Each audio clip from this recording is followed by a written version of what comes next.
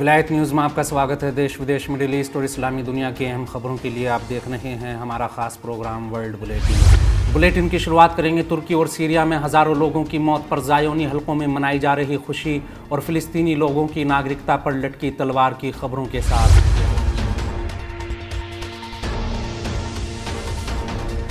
Israel की संसद ने फ़िलिस्तीनी लोगों के खिलाफ अपने अमानवीय प्रस्ताव को कानूनी शक्ल देते हुए किसी भी क्रांतिकारी या इसराइल के खिलाफ जवाबी कार्रवाई में किसी भी तरह हिस्सा लेने वाले फ़िलिस्तीनी नागरिकों की नागरिकता ख़त्म करने का कानून मंजूर कर दिया। ज़ायोनी संसद की जनरल कमेटी की ओर से मंजूर किए गए कानून के मुताबिक 1948 में कब्जाए गए इलाकों और कुद्स शहर में रहने वाले लोगों को इसराइल के खिलाफ किसी भी तरह की कार्रवाई को अंजाम देने की सूरत में अपनी नागरिकता और इकामत से महरूम होना पड़ेगा।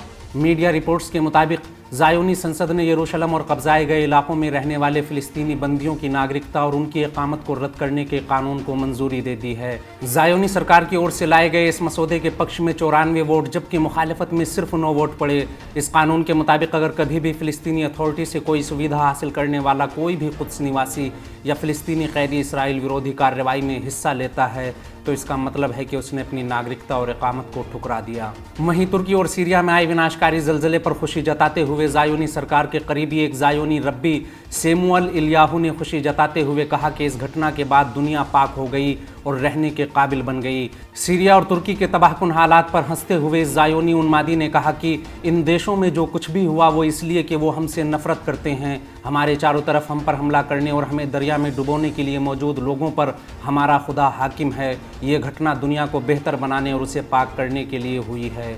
इस ज़ायोनी रब्बी ने बयान देते हुए कहा कि इसराइल के लोग बहुत खुश हैं, वो नाच गाना कर रहे हैं क्योंकि वो जानते हैं कि इस ज़लज़ले में मरने वाले लोग वो हैं जो बनी इसराइल को मारना चाहते हैं। खुदा इसराइल के लोगों का बुरा चाहने वालों को सज़ा दे रहा है।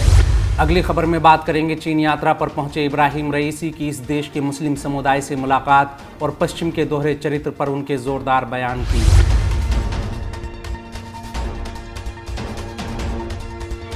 चीन यात्रा पर गए ईरान के राष्ट्रपति सैयद इब्राहिम रईसी ने बीजिंग की ऐतिहासिक मस्जिद डोंगसी में नमाज जमात में शिरकत की। आयतुल्लाह इब्राहिम रईसी ने बीजिंग की इस ऐतिहासिक मस्जिद में नमाज अदा करने पर खुशी जताते हुए कहा कि चीन में इस्लाम और मुसलमानों का इतिहास 1000 साल से भी अधिक पुराना है। ईरान और चीन की संस्कृति और सभ्यताओं में 2000 साल पहले सिल्क रूट के ज़माने से ही रिश्ता जुड़ा हुआ है। बीजिंग यूनिवर्सिटी के छात्रों के बीच बात कर रहे रईसी ने कहा कि दुनिया में हो रहे बुनियादी बदलाव के केंद्र के रूप में एशिया में शांति बनाए रखना बेहद ज़रूरी है।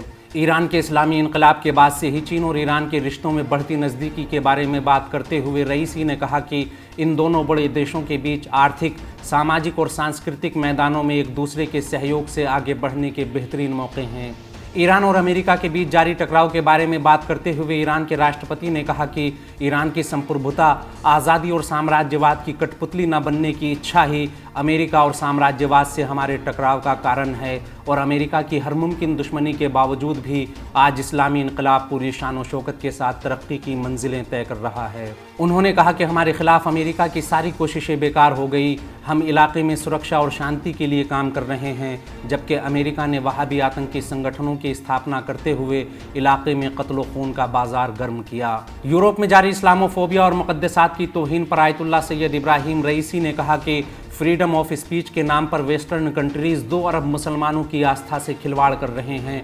ये पूरी इंसानियत की तौहीन और फ्रीडम ऑफ स्पीच का मजाक बनाना है, लेकिन हमें यकीन है कि ये फितने और फसाद कामयाब नहीं होंगे और दुनिया धीरे धीरे सुकून की तरफ आगे बढ़ेगी जहां अमेरिका की दादागिरी और साम्राज्यवादी सिस्टम की कोई जगह नहीं होगी। अगली खबर अफ़गानिस्तान से है।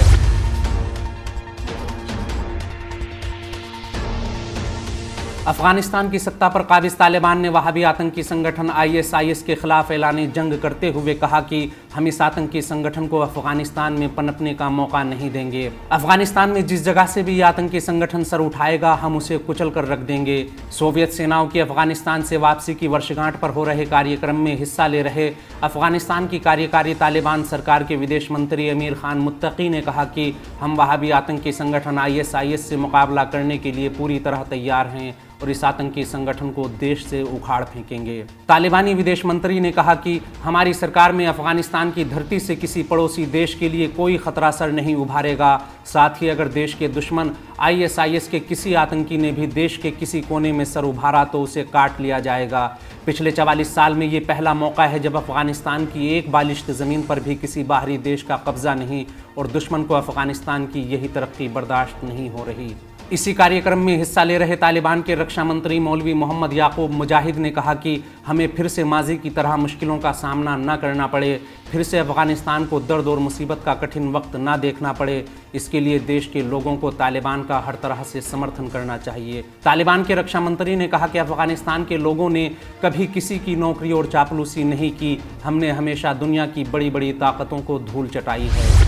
अगली खबर में बात करेंगे ईरान की मिलिट्री पावर और ड्रोन तकनीक पर अमेरिका और वेस्टर्न कंट्रीज की बेचैनी की।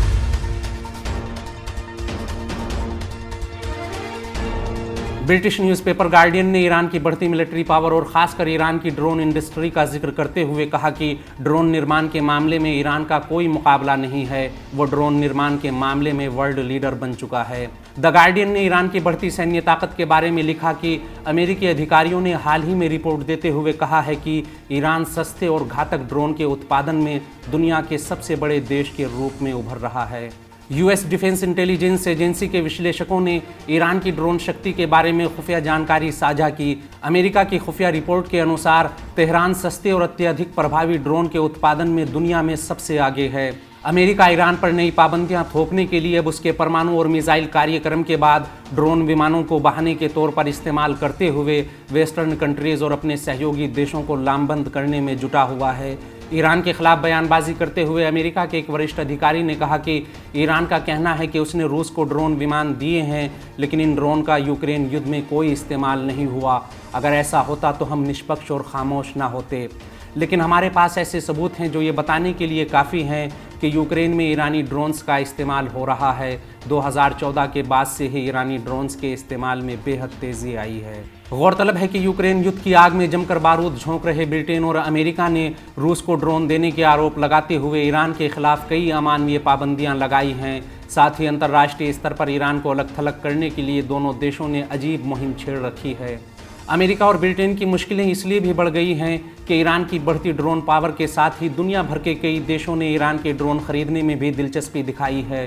द गार्डियन ने इस बारे में दावा करते हुए कहा कि अल मॉनिटर ने इस संबंध में ईरान के वरिष्ठ सैन्य अधिकारियों के हवाले से रिपोर्ट देते हुए कहा कि ईरान की ड्रोन पावर इतनी बढ़ गई है कि चीन ने ईरान से 15,000 ड्रोन खरीदने में दिलचस्पी दिखाई है। हमारा आज का बुलेटिन यही ख़त्म होता है। देश, दुनिया, मिडिल ईस्ट और इस्लामी देशों की अहम खबरें जानने के लिए विलायत न्यूज़ के साथ बने रहिए।